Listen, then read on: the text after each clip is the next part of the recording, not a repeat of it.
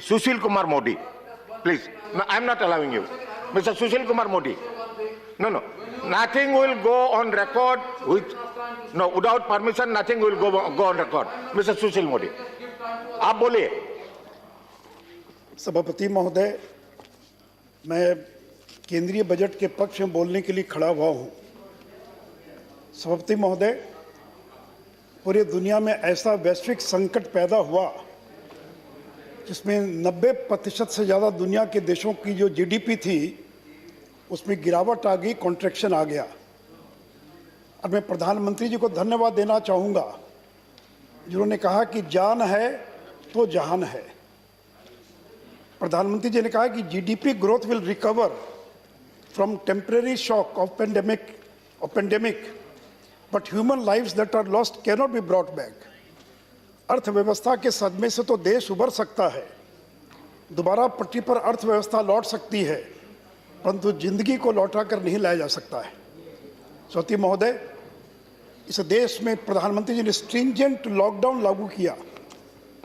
अगर हमने कड़ाई से लॉकडाउन को लागू नहीं किया होता तो जितने लोगों की मौत हुई है कोविड के कारण, उसे 1 लाख ज़्यादा लोगों की मौत हो गई होती। और शांति पर्व में, महाभारत के शांति पर्व में कहा गया है कि आपदाग्रस्त जीव की प्राण रक्षा करना ही धर्म है। और इसलिए कोविड के दौरान लॉकडाउन के बावजूद short term pain for long term gain, और फिर जब लॉकडाउन में थोड़ी शिथिलता आई, शिथिल किया गया, तो प्रधानमंत्री जी ने कहा जान भी है जहान भी है, saving lives and saving livelihoods. इसलिए हम लोगों ने जहाँ एक और गरीबों की चिंता की, उनके रोजगार की भी चिंता की। और सभापति महोदय, इस बजट का स्वागत अर्थ जगत ने किस प्रकार से किया है। 22 बंदूकों की सलामी के साथ इस देश के स्टॉक एक्सचेंज ने इस बजट का स्वागत किया है। और जो सेंसेक्स है, इट शो टू 51,000, जो सेंसेक्स का फिगर था 51,000 करोड़ पार कर गया। निफ्टी 15,000। और 23 साल के बाद ये पहला अवसर था कि जब वित्त मंत्री के बजट भाषण के बाद highest single day gain on a budget day, इसके पहले जब चिदम्बरम साहब का 1997 में भाषण हुआ था, उस समय सिंगल डे बजट के दिन जो सेंसेक्स था उसमें हाईएस्ट उछाल आया था। और इतना ही नहीं सभापति महोदय,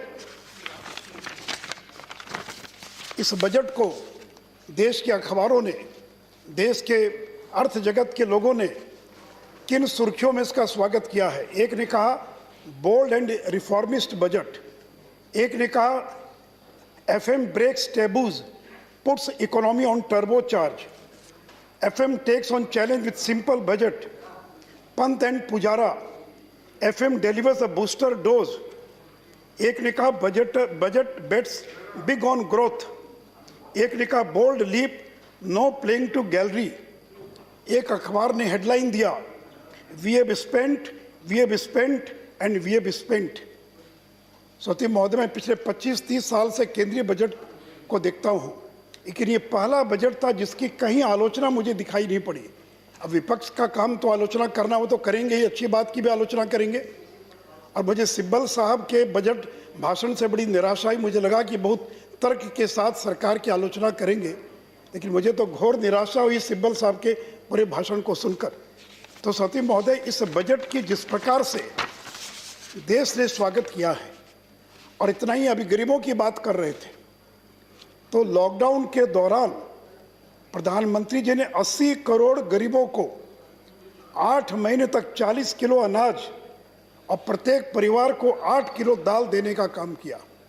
इतना ही नहीं तो 20 करोड़ महिलाएं जिनका जनधन खाता था, उनको 1,500 रुपया प्रति महिला, more than 30,950 crore were transfer to the bank accounts और 20 करोड़ महिला जनधारी खाताधारी। उसी प्रकार 7.43 करोड़ उज्ज्वला के लाभार्थी महिलाओं को 14.73 करोड़ फ्री सिलेंडर, जिसकी कीमत था 9,670 करोड़, ये महिलाओं को मुफ्त में गैस सिलेंडर दिया गया। और इतना ही नहीं तो 2.81 करोड़ विधवा वृद्ध दिव्यांग को सामाजिक सुरक्षा पेंशन 3 माह तक 2,814 करोड़ उनके खाते में ट्रांसफर किया गया। सती महोदय, जो लोग जनधन खाते का मजाक उड़ाते हैं, अगर जनधन खाता नहीं होता तो क्या इन गरीबों के खाते में कोरोना काल के अंदर और ये पैसा ट्रांसफर किया जा सकता था? सती महोदय, मैं अमेरिका के बारे में बताना चाहूँगा, इतना प्रगतिशील देश है, लेकिन अमेरिका के अंदर डायरेक्ट बेनिफिट ट्रांसफर से सभी लोगों के खाते में पैसा ट्रांसफर नहीं किया जा सका और वहाँ पर 8 करोड़ लोगों का चेक प्रिंट किए गए और प्रिंट करने के बाद ट्रंप साहब का सिग्नेचर किया गया। एक सप्ताह में 50 लाख से ज़्यादा वो चेक डिलीवर करने की स्थिति में नहीं थे। सितंबर महीना लग गया उनको केवल 8 करोड़ लोगों को और जो उनका स्टिमुलस चेक था वो पहुंचाने में। और दूसरी ओर भारत जैसा गरीब देश कि हमने और 100 करोड़ से ज़्यादा लोगों के खाते में अलग अलग प्रकार से और डायरेक्ट बेनिफिट ट्रांसफर के माध्यम से हमने पैसा पहुंचाने का काम किया।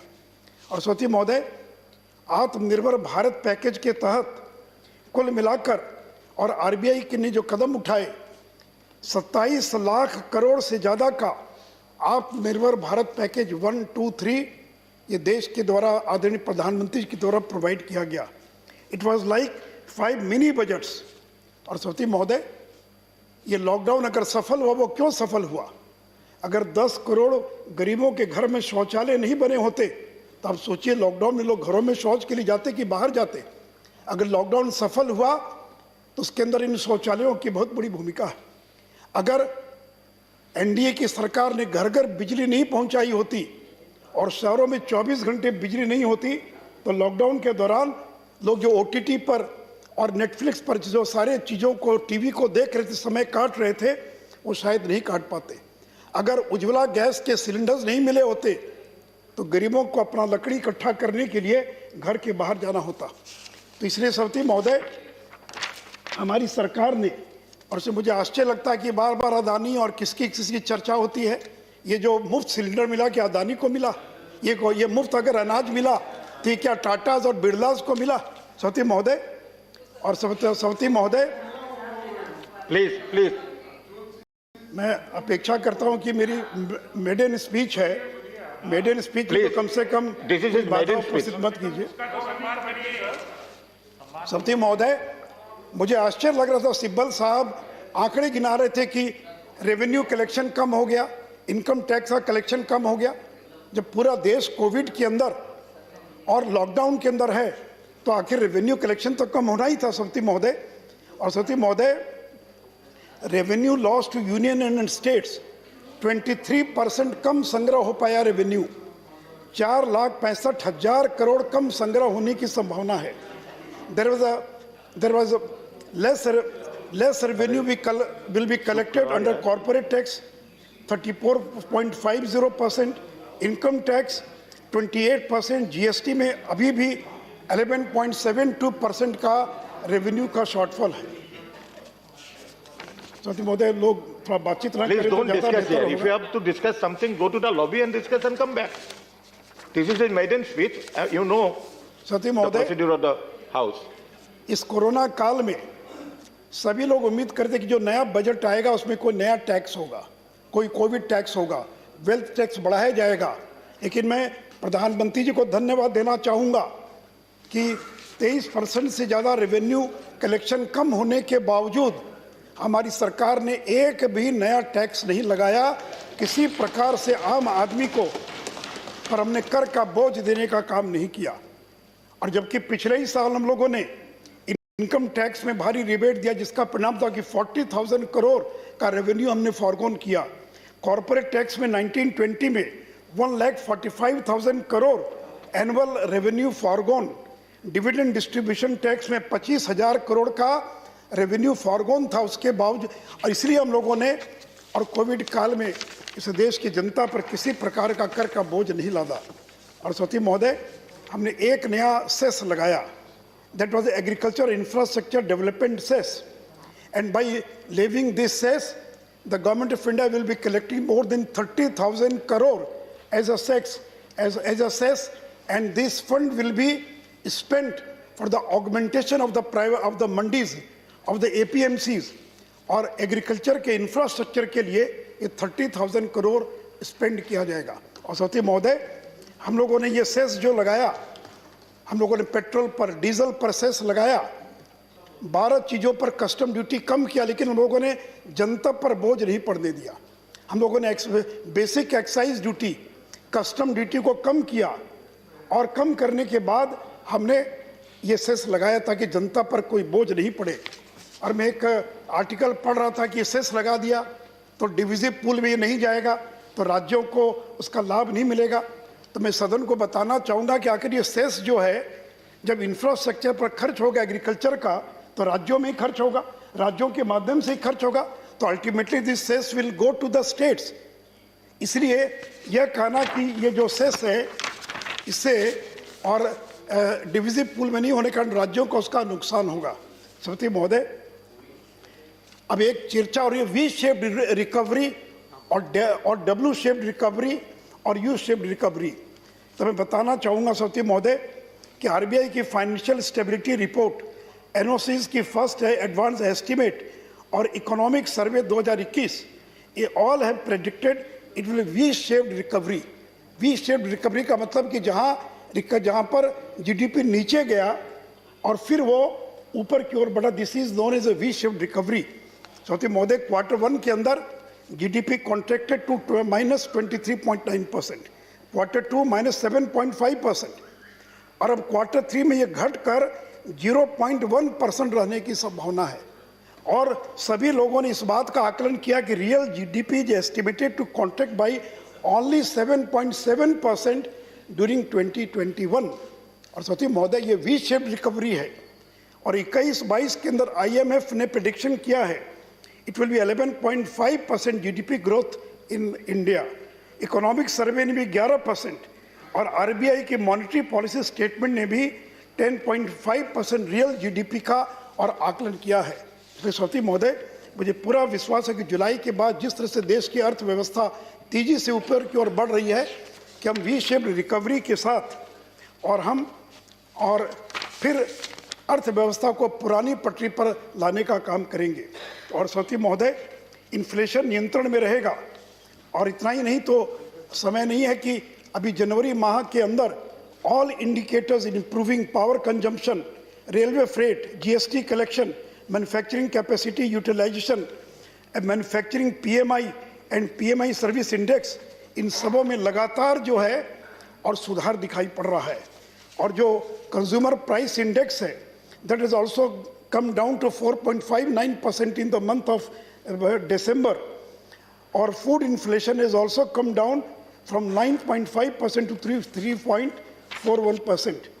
और सरती महोदय, इस बजट की एक सबसे बड़ी और खासियत है कि transparent accounting, fiscal deficit is no doubt, fiscal deficit is 9.5%, but it is because there is a transparency in accounting method of budget and contingent जो बोरोइंग थी उसको मूल बजट में और इंटीग्रेट कर दिया गया है। और साथ ही महोदय, आपको मालूम है कि discontinue NSSF loan to FCI for food subsidy and accordingly provision made in RE 2021 and B 21-22। और साथ ही महोदय, मैं माननीय निर्मला जी से आग्रह करूंगा कि new fiscal consolidation road map, एक नया fiscal consolidation road map Bharat सरकार को for the general states, it mean for the states and the centre, and for the debt and fiscal deficit, उसके लिए एक new fiscal consolidation road map Bharat सरकार को तैयार करना चाहिए। और साथ ही महोदय, अभी बार बार प्राइवेटाइजेशन का जिक्र हो रहा था। साथ ही महोदय, मैं सदन को बताना चाहूँगा कि 1960s में the per capita income China and India were at the same level।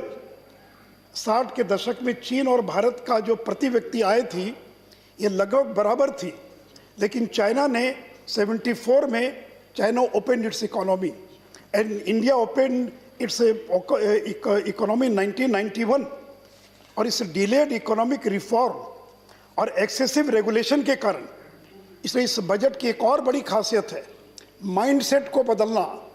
ये जो सोच है कि हर चीज़ प्राइवेटाइज हो रही है, डिसइन्वेस्टमेंट हो रहा है, अगर पब्लिक सेक्टर अंडरटेकिंग्स घाटे में चल रहा है, अगर एयर इंडिया को 60,000 करोड़ का घाटा है and each year we are pumping 6,000 crore of the public money to keep alive Air India, तो ये क्या उचित है क्या? ये क्या उचित होगा क्या? इसलिए इस माइंडसेट से बाहर निकलना होगा और इस बजट के द्वारा ये जो माइंडसेट है ये एक्सेसिव रेगुलेशन का, इससे बाहर और and excessive baggage of socialism, एक समय था तो ये जो एक्सेसिव बैगेज था समाजवाद का और जो पूरी अर्थव्यवस्था पर एक नियंत्रण स्थापित करता था, इस माइंडसेट से बाहर निकलने की आवश्यकता है। अब अखबार में देख रहा हूँ कि घर के गहने बेचे जा रहे हैं। सभापति महोदय, टैक्स पेयर्स के मनी क्या घाटे में चल रहे उद्योगों पर खर्च किया जाएगा, एयर इंडिया पर खर्च किया जाएगा? तो सभापति महोदय, एक बोल्ड रिफॉर्मिस्ट, और मैं नरेंद्र मोदी जी को धन्यवाद देना चाहूँगा कि 91 के बाद इस देश में किसी प्रधानमंत्री ने अगर रिफॉर्मिस्ट बजट पेश किया है तो वह भारत की सरकार ने किया है 21-22 के लिए। नए शब्द disinvestment, privatisation, asset monetisation, DFI, ARC, AMC, आगे आने वाले दिनों में इन शब्दों के बारे में काफ़ी चर्चा होगी। और सभापति महोदय, ये बजट रोजगार पैदा करने वाला बजट है। कहते हैं कि रोजगार की कहीं चर्चा ही नहीं है। अगर कैपिटल एक्सपेंडिचर होगा तो क्या लोगों को रोजगार नहीं मिलेगा? सड़क बनेगी, एयरपोर्ट बनेंगे, अगर और चीज़ें बनेंगी। इसलिए बजट रोजगार पैदा करने वाला बजट है। ये बजट गरीबी दूर करने वाला बजट है। ये बजट महंगाई को नियंत्रित करने वाला बजट है। ये बजट भारत को आत्मनिर्भर बनाने वाला बजट है। और सभापति महोदय, इस बजट का जो थ्रस्ट है हेल्थ केयर एंड वेलबींग, ये पहला थ्रस्ट है। दूसरा है कैपिटल एक्सपेंडिचर और तीसरा थ्रस्ट एरिया है फाइनेंशियल सेक्टर रिफॉर्म्स। और सभापति महोदय, अगले साल जो हम खर्च करने जा रहे हैं, राजस्व की कमी के बावजूद the government of India was able to spend more than 4,08,000 crore during 2021। हम लोगों ने 20-21 में 4,08,000 करोड़ रुपया ज़्यादा खर्च किया है। और कैपिटल एक्सपेंडिचर भी 4,12,000 crore was provided in the budget, and we will be spending 4,39,000 crore as a capital expenditure. और सभापति महोदय, for the 21-22 the budget expenditure is 34,83,000 crore and capital expenditure is more than 5,54,000 crore हम 21-22 में खर्च करेंगे। और अभी बात कर रहे थे सिब्बल साहब मनरेगा के बारे में, तो मैं बताना चाहूँगा कि we spend in 2021 we spend 81% more what it was provided in the budget. हम लोगों ने सोशल सिक्योरिटी पर 380% ज़्यादा खर्च किया है जितना बजट में और प्रावधान किया गया था। और सभापति महोदय, हेल्थ के बारे में we will spending 137% more in 2022-21-22 in comparison to 2021। अब कुछ लोग मजाक कर रहे हैं, कहते हैं कि साहब हेल्थ, आप हेल्थ पर काम तो पानी पर खर्च कर रहे हैं, आप तो सैनिटेशन पर खर्च कर रहे हैं। तो मैं ये सदन से पूछना चाहूँगा कि health is not just about clinics, about hospitals, about labs, about doctors, about paramedics. WHO has stressed that water and sanitation were crucial for basic health care. Health is also about nutrition. Health is also about sanitation, about general cleanliness, clean air and water. और इसलिए हम लोगों ने आयुष पर अगले साल 21-22 में 40% ज़्यादा हम लोगों ने एलोकेशन किया है। For health and research 26.8 more allocation for 21-22. And for water and sanitation, there is an increase of 346% for water and sanitation. उसी प्रकार for health and family 30% increase हम लोगों ने किया है। और सभापति महोदय, हेल्थ स्टेट सब्जेक्ट है। गवर्नमेंट ऑफ इंडिया 1/3 खर्च करती है, 2/3 खर्च जो हैं और स्टेट्स करते हैं। और मैं सदन को ये भी बताना चाहूँगा कि इस बार के बजट में we have provided 35,000 crore for vaccination of COVID vaccine और 50 करोड़ लोगों को ये वैक्सीन का टीका लग पाएगा। 35,000 crore means 50 crore people will be inoculated of this Covid tika. और सती महोदय, सदन को बताना चाहूँगा कि हम लोगों ने 16 जनवरी से प्रारंभ किया vaccination and we have completed 60 lakh vaccination in a record 24 days, whereas USA took 26 days, UK took 46 days, and India took only 24 days to inoculate more than 60 lakh people of this country.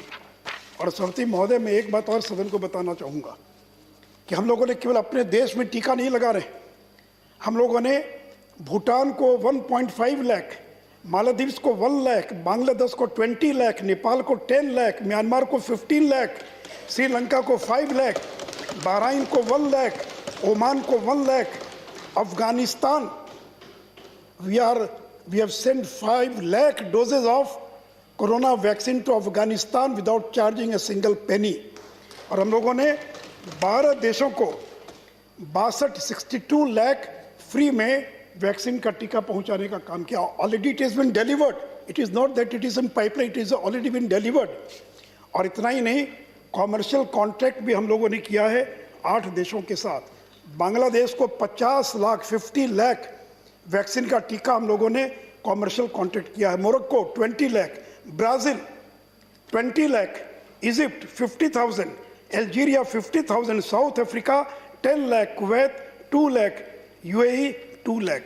तो सती महोदय, 1 crore 5 lakh vaccination doses of vaccination through commercial contract 8 देशों को ये हम लोगों ने भेजने का काम किया है। सती महोदय,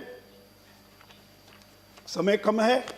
सती महोदय, दुनिया में 3 बड़े संकट आए थे अर्थव्यवस्था के। The first was Asian financial crisis 1997, the second was global financial crisis 2007-2008, and the third pandemic induced financial crisis to 2020। और ये 3 जो क्राइसिस आई दुनिया के अंदर, उसका किस तरह से भारत ने मुकाबला किया। एशियन फाइनेंशियल क्राइसिस जब आई, अटल बिहारी वाजपेयी देश के प्रधानमंत्री थे, और जब ग्लोबल फाइनेंशियल क्राइसिस आई तो द रेस्पॉन्स वाज मायोपिक। उस समय किसकी सरकार थी बताने की आवश्यकता नहीं है। और जब अभी फाइनेंशियल क्राइसिस आई है पेंडेमिक के कारण, तो श्री नरेंद्र मोदी जी की सरकार है। सती महोदय, समय नहीं है इसके विस्तार में जाने के लिए, लेकिन मैं इतना ही कहना चाहूँगा कि अभी जो कोविड का जो क्राइसिस आया है, हम लोगों ने capital expenditure from April to December 2020 stood at 3.17 lakh crore, which is 24% higher पिछले साल की इसी अवधि की तुलना में। मैं अप्रैल टू जनवरी की बात कर रहा हूँ, अप्रैल टू दिसंबर 6 महीना कोविड में चला गया, कोई खर्च नहीं हो पाया। कैपिटल एक्सपेंडिचर पिछले 3 माह में रिकॉर्डेड फिनोमिनल ग्रोथ 129% इन अक्टूबर। अब अक्टूबर 20 का पिछले साल से अगर तुलना करें तो there was a growth of 129%। In November capital expenditure का ग्रोथ था 248% और दिसंबर में इट वाज 81%। और सती महोदय, हम 21-22 में 5,54,000 crore we are going to spend as a capital expenditure. और सती महोदय, और ये कैपिटल एक्सपेंडिचर, इसका मल्टीप्लायर इफेक्ट होता है। if there is a revenue expenditure, increases by rupees 100, if you revenue expenditure increases by rupees 100 only, अगर आप 100 रुपया खर्च करते हैं revenue expenditure, only 98 or 99 rupees gets added to the economy, no multiplier effect। लेकिन आप अगर कैपिटल एक्सपेंडिचर करते हैं तो कैपिटल एक्सपेंडिचर इंक्रीजेज। अगर 100 रुपये खर्च करते हैं कैपिटल एक्सपेंडिचर, तो capital expenditure increases 245 rupees gets added to the economy in the same year, and rupees 480 gets aggregated over the next several years. It is a multiplier effect over next few years। 1 रुपया अगर खर्च करते हैं तो उसी साल अर्थव्यवस्था में 245 रुपये का और मल्टीप्लायर इफेक्ट होता है, और बाद के वर्षों में 480 रुपीज़, और कुल मिलाकर इस साल हम लोग अगले साल 2.25% of GDP we will be spending through capital expenditure. And if the multiplier effect is 2.5 times, it means in 2022, 6.25% of GDP will achieved only through capital expenditure. और से सौती महोदय, समय नहीं है कि जो ग्लोबल फाइनेंशियल क्राइसिस में यूपीए की सरकार थी, they spend the capital expenditure increase नहीं हुआ, उन्होंने रेवेन्यू एक्सपेंडिचर को इंक्रीज किया, और उसका परिणाम था कि महंगाई बढ़ी, इन्फ्लेशन बढ़ा। और सौती महोदय, लेकिन हम लोगों की सरकार ने, और सौती महोदय, ये जो कैपिटल एक्सपेंडिचर कैसे होगा, तो government of India has announced in the last budget national infrastructure pipeline.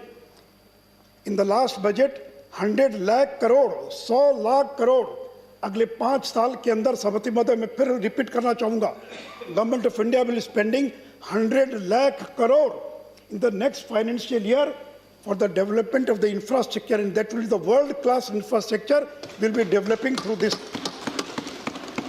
national infrastructure pipeline. और इसको फंडिंग कैसे करेंगे? How this 100 lakh crore will come? Through creating institutional mechanism, monetizing the asset. और इसलिए मैं सौती महोदय, जो इंफ्रास्ट्रक्चर के लिए लॉन्ग टर्म लेंडिंग के लिए और भारत सरकार ने FDI DFI बनाने का ऐलान किया है।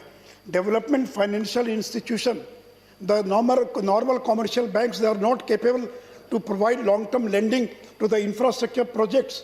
So we require institutions like DFI, or say Government of India has provided 20,000 crore to this DFI, और ये lending, और इसका lending portfolio जो है ये 5 लाख करोड़ होगा अगले 3 साल के अंदर।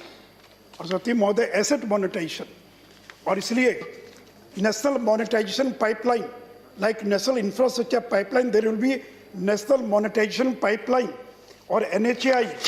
So NHAI, operation toll roads, transmission assets of power grid, AI airports in tier 2 and tier 3 cities, warehousing assets, sports stadium, railway station, DFC, इसको monetize करके हम funds इकट्ठा करेंगे। And debt financing of infrastructure investment trust and debt financing of real estate investment trust, we will allow debt financing by foreign portfolio investors. इसके द्वारा हम करेंगे। सौती महोदय, इस देश के बैंकों का क्या हाल, अभी चर्चा कर रहे थे। सौती महोदय, in the last 4 years, Government of India has invested 2,71,000 crore for recapitalizing the banks of private public sector banks. 2,71,000 crore has been infused in the public sector banks. और गवर्नमेंट ऑफ इंडिया ने announce किया है कि 21-22 में 21,000 करोड़ हम खर्च करेंगे to recapitalise the public sector banks. और सौती महोदय, और ये जो बात आई कि अभी बैंक्स जो हैं they are not capable to sell their bad assets, so we will be creating stressed asset resolution by setting ARC and AMC। तो हम ARC और AMC स्थापित करके और इसको करने का काम करेंगे। उसी प्रकार से सौती महोदय, disinvestment of public sector enterprises. और सौती महोदय, चूंकि केवल 5 मिनट समय बचा है, तो मैं ये कहना चाहूँगा कि केंद्र की सरकार ने इस कोरोना काल में और जो स्टेट्स था उनको कितनी मदद की है। और सौती महोदय, बार बार आरोप लगता है एनडीए पर कि Gujarat, Madhya Pradesh, they were obstructing the implementation of GST, because I was associated with the GST from the very beginning. लेकिन मैं बताना चाहूँगा कि GST यूपीए की सरकार क्यों नहीं लागू कर पाई। जहाँ बैठे हुए हैं आचार्य जी, they could not implement GST, they could not start GST in this country because of their arrogance. They refused to provide the compensation money to the states. जो CST के अंदर जो CST was reduced from 4% to 3% and from 3 to 2%, and Government of India ने assure किया था the government of India is assured Please. that they will, Please that don't they will obstruct. compensate to the states. And when the government of India refused to compensate to the states, then states also started refusing cooperating with the union government. और मैं ये बताना चाहूँगा कि जब नरेंद्र मोदी की सरकार आई इस देश के अंदर सौती महोदय, तो हम लोगों ने जीएसटी को लागू करने के लिए हम लोगों ने 38,000 crore, that was a backlog during of the UPA regime, which was not provided by the UPA to the states. Narendra Modi government provided 38,000 crore backlog and assured 14% return. और ये भी बता दें आपको कि जो रेवेन्यू का शॉर्टफॉल था, government of India by special window has provided 1,10,000 crore and already 84,000 crore has been given to the states. सौती महोदय मैं इसके विस्तार में नहीं जाऊंगा. और सौती महोदय रेवेन्यू डेफिसिट ग्रांट इस कोरोना काल के अंदर 2021 में 14 states have been given 74,000 crore as a revenue deficit grants, and states like West Bengal, like Kerala, those states who claim the most prosperous states, they have got the maximum benefit because of their mismanagement of their economy or because revenue deficit grant जो है. और सौती महोदय मैं अंत में ये जो बजट है, सौती महोदय 2 बजे तक का समय है ना? Please. हाँ? नहीं मैं तो और सौती महोदय ये जो बजट है ये नरेंद्र मोदी जी का बजट है, और जैसा मैंने कहा गरीबों को समर्पित बजट है, रोजगार पैदा करने वाला बजट है, देश को विकास के रास्ते पर आगे ले जाने वाला बजट है, और अर्थव्यवस्था को फिर से पटरी पर लाने वाला बजट है. मैं नरेंद्र मोदी जी के नाम के जो अक्षर हैं उनसे बजट को परिभाषित करना चाहूँगा. नरेंद्र मोदी के नाम में NARENDRA, नरेंद्र, MODI, मोदी.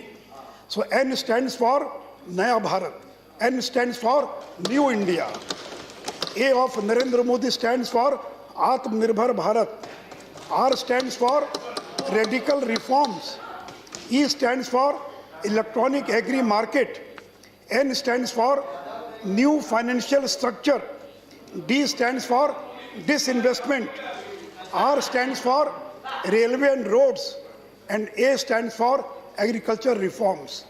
अब मोदी का जो M है, सौती महोदय, इट इज MSP एश्योर्ड. जो MSP को लेकर चर्चा हो रही है, तो M of Narendra Modi, M stands for MSP assured, M stands for helping the migrant workers, O stands for one person company, and D stands for down trodden. Narendra Modi ने कहा कि सरकार गरीबों को समर्पित है, तो D stands for down trodden, and the last alphabet I, it is for inclusive development, it is for infrastructure, it is for immunization. मैं सौती महोदय, मुझे पूरा विश्वास है कि इस विपरीत परिस्थिति के अंदर एक मिनट चुप हो जाए. It is going to be 2 o'clock now. You have to take the sense of the house to extend it. Sir, there is a general consensus that since we have to discuss the budget in detail and many of the members are desiring to speak, we may extend it up to 3 o'clock. Is there a chance of the house to extend it up to 2 o'clock? This is a consensus. So you need not question.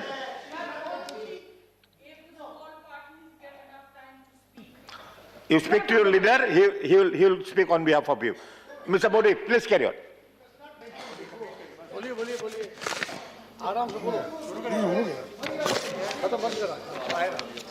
Please. आप बोलिए. सौती महोदय, Modi ji, please conclude now. Please Sauti conclude. महोदय, मुझे 30 minute का समय दिया गया था, 30 मिनट मेरा पूरा हो गया है. तो मैंने कहा कि कोरोना काल में सौती महोदय जिस प्रकार की परिस्थितियां थी और कोऑपरेटिव फेडरलिज्म का नमूना मैंने देखा as a deputy chief minister of Bihar. मैं पिछले 15 साल से हूं बिहार के अंदर सौती महोदय, and I have seen many of the prime ministers, but it was for the first time the prime minister was interacting with all the chief ministers for 4 hours, for 5 hours, and it was not only once. मैंने देखा 6 बार तो मैं माननीय मुख्यमंत्री नीतीश जी के साथ था मौजूद, और 6 बार मैंने देखा कि मुख्य प्रधानमंत्री 4-4 घंटे 5-5 घंटे राज्यों के साथ बैठकर और कोरोना का किस तरह मुकाबला करना चाहिए इसकी स्ट्रेटेजी बना रहे थे। This is cooperative federalism.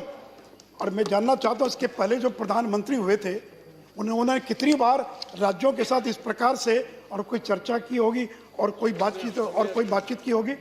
और साथी महोदय, जो कोरोना काल है सोचकर सिहरन पैदा हो जाती है, मन में रोंगटे खड़े हो जाते हैं।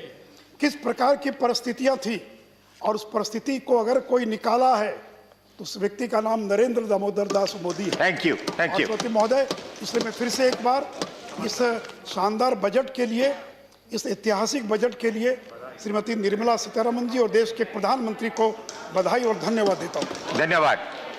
The next speaker is Sukhendu Shekhar.